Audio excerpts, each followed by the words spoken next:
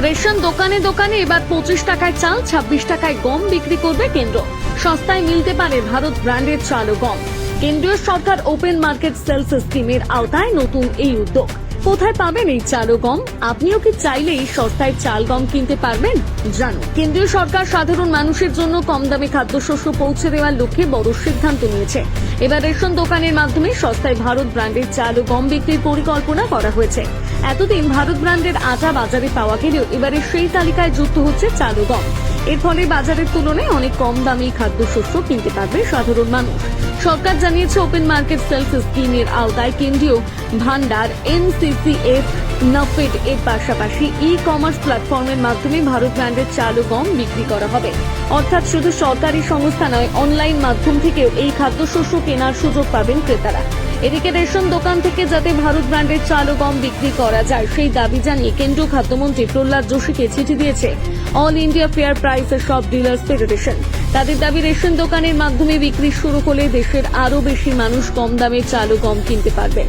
সরকারের ঘোষিত দাম অনুযায়ী চলতি বছরের 1 জুলাই থেকে 31 অক্টোবর পর্যন্ত ভারত ব্র্যান্ডের চাল বিক্রি হবে প্রতি কেজি 24 টাকা 80 পয়সা দরে। এরপর 1 নভেম্বর থেকে 2027 সালের 30 জুন পর্যন্ত একই চালের দাম হবে প্রতি কেজি 25 টাকা 50 পয়সা। অন্যদিকে ভারত ব্র্যান্ডের গম বিক্রি করা হবে প্রতি কেজি 25 টাকা 85 পয়সা দরে। এছাড়াও ওপেন মার্কেট সেলস স্কিমের আওতায় বেসরকারি সমবায় সংস্থাগুলোকে 25% ভাঙা আতপ চাল প্রতি কেজি 28 টাকা 90 পয়সা দরে দেওয়া হবে। এর ফলে বাজারে চালের সরবরাহ বাড়বে এবং দাম নিয়ন্ত্রণে রাখা সহজ হবে বলে মনে করছে কেন্দ্র।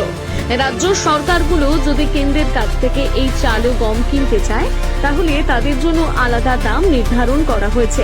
সেক্ষেত্রে চাল প্রতি কেজি 23 টাকা 20 পয়সা থেকে 23 টাকা 90 পয়সা দরে দেওয়া হবে, আর গম পাওয়া যাবে প্রতি কেজি 26 টাকা দরে। এর ফলে রাজ্য সরকার চাইলে নিজেদের বিভিন্ন প্রকল্প বা জনকল্যাণমূলক কর্মসূচির জন্য এই খাদ্যশস্য ব্যবহার করতে পারবে। উল্লেখ্য, 2023 সালের নভেম্বর মাসে কেন্দ্রীয় সরকার প্রথম ভারত আটা প্রকল্প চালু করেছিল। সেই সময় সাধারণ মানুষকে কম দামে আটা পৌঁছে দেওয়ার জন্য কেন্দ্রীয় ভান্ডার, NCCF এবং নাফেডের মতো সংস্থাগুলোকে বাফার স্টক থেকে মোট 2.5 লক্ষ মেট্রিক টন গম প্রতি কেজি 21 টাকা 50 পয়সা দরে দেওয়া হয়েছিল। পরে সেই গম প্রক্রিয়াজাত করে প্রতি কেজি 27 টাকা 50 পয়সা দামে ভারত আটা নামে বাজারে বিক্রি করা হয়।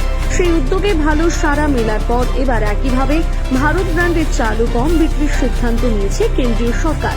এই বিষয়ে সরকারের আশা, এই উদ্যোগের ফলে বাজারে চাল ও গমের দাম নিয়ন্ত্রণে থাকবে এবং সবচাইতে বড় কথা, সাধারণ মানুষ বিশেষ করে নিম্ন মধ্যবিত্ত পরিবারগুলো কম দামে প্রয়োজনীয় খাদ্যশস্য কিনতে পারবে।